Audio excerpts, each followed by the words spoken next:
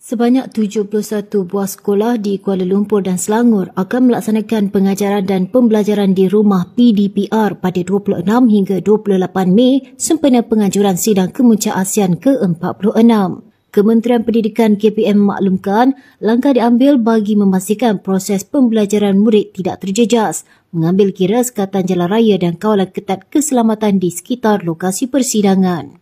Berikut merupakan 71 buah sekolah yang terlibat. Sehubungan itu, KPM menasihatkan ibu bapa, penjaga, guru dan warga sekolah untuk merujuk saluran rasmi sekolah masing-masing bagi mendapatkan maklumat terkini berkaitan pelaksanaan PDPR. Sidang Kemuncak ASEAN ke-46 yang berlangsung pada 26 dan 27 Mei ini di Pusat Konvensyen Kuala Lumpur KLCC menghimpunkan 10 pemimpin negara anggota blok bagi membincangkan isu serantau serta memupuk kerjasama ekonomi selain memperjuangkan prinsip keterangkuman dan kemampanan.